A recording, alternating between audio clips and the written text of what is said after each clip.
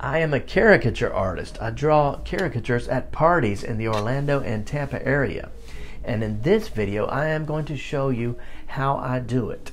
Now, this is a photo of a drawing that I did 7 years ago, and it's so bad that I almost don't even want to show it to you. But here it is, my wonderful and horrible drawing that I did 7 years ago. And what I'm going to do today is I am going to draw this again from the photo that I took and see if I've improved any over 7 years. Let's do it. Okay, here we go on this one. First thing I'm doing is I'm looking at the shape of her head. In this case, that includes the shape of her hair. I'm doing a quick sketch, and I'm just trying to find it like in my imagination, if that makes sense.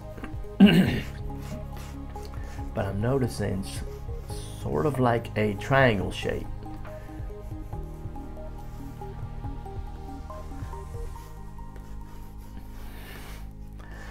And you see, I'm kind of fumbling around.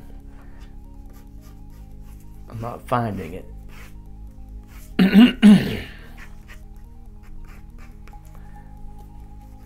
All right. Now that's actually a lot more sketching than I would do if I'm at an event. If I'm at an event, I just don't sketch at all, or I just draw the outline. First thing I notice is her eyes. I like to start with the left eye. This is the little corner of the eye, and then the rest of the eye almost tilts down a little bit.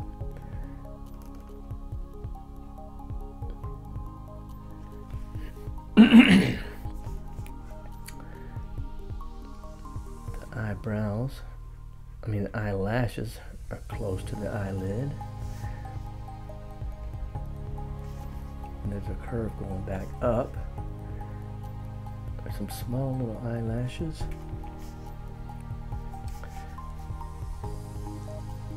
There's the top of the eyelid. I would definitely consider her eyes dark colored eyes.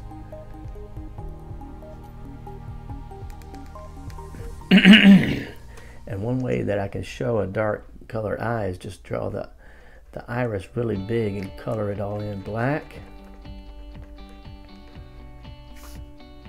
And add some shadow from the eyelid. And then that gives the impression of a dark colored eye. And the eyebrow, excuse me. Always looking for the shape underneath the eyebrow. It's like they call that negative space. I'm not drawing this space, but in my mind I'm pretending like it's there.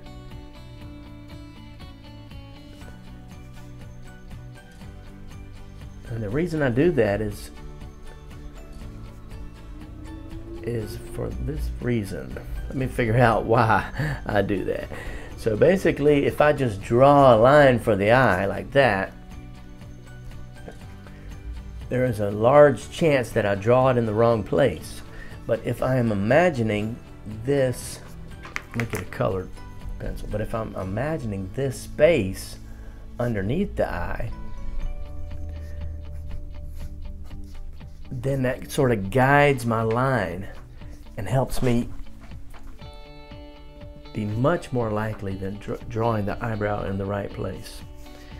Okay, back over here, there's a tiny wrinkle under the eye, a bridge of the nose,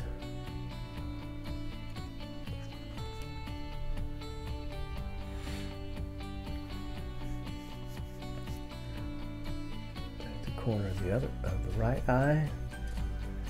She's in a 3/4 view, so the right eye is a different shape than the left eye because it's in perspective.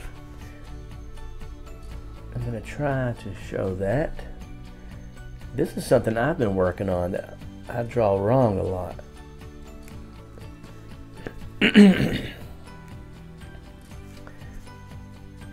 That's a little bit better, but not perfect. I will continue to work on that, but it's good enough for this practice drawing. Then once again, to show a dark eye, I'm making the pupil huge. It may not actually be huge, but this is a way to give an impression of a dark eye.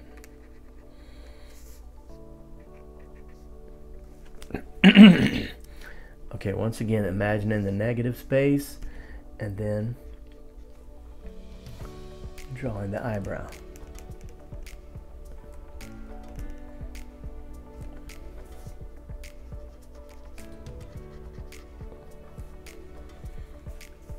There's a tiny little wrinkle there. Okay. Now I would consider her nose a little bit upturned. So we'll just, that's the outside edge of it. The left pupil, not pupil, excuse my language, the left nostril. Sometimes it's hard to talk and draw at the same time. And also I can draw a tiny little wrinkle line there to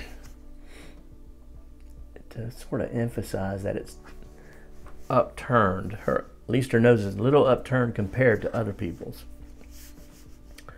Now we've got the mouth, and I always start with this little center line, a small, and that kind of anchors me. Sometimes I draw those anchors and it keeps me from going wildly off course. Smile, right side of the smile. Now we're going for the shape of the smile. The lips. Basically just drawing what I see here. There's a shadow here in the corner of the smile between where the teeth are. And this one could show the gums, gum line. That's not exactly what's in the photo, but it sort of represents what's in the photo. Then the smile lines. I don't always put the smile lines on there, but on this one I feel like I should.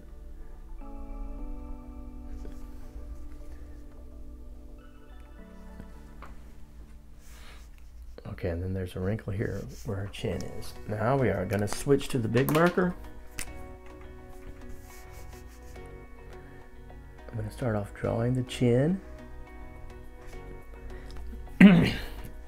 And once again, that's an anchor point. Just like this was an anchor point. Now the brow comes in toward the eye. Now we have the cheek muscle here. So I'm going to draw it, but not too much.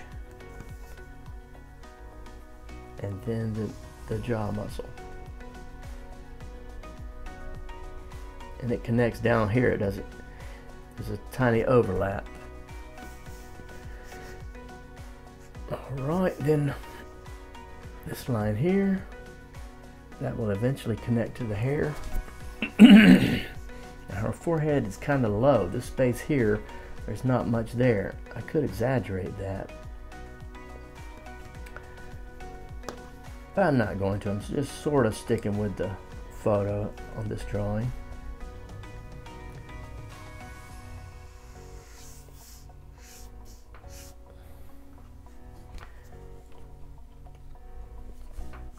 Okay, let's go ahead and draw her neckline.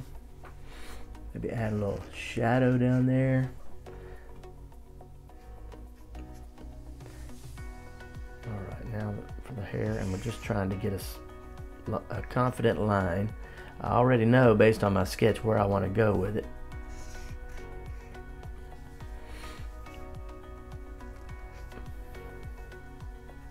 The top of her hairline. And then down it comes.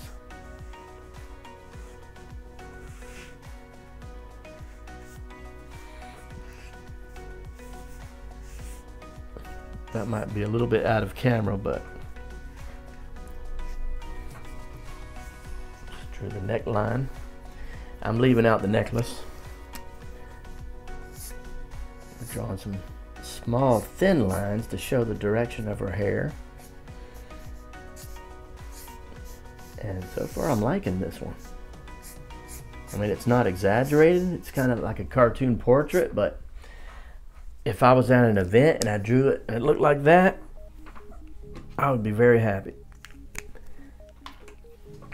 So that's it for this one.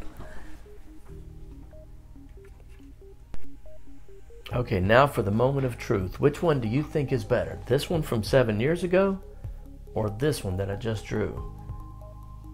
The one from 7 years ago, or this one? I think I've gotten a lot better. I still have a lot of room to improve, but I've definitely gotten better. I hope that encourages somebody to keep practicing.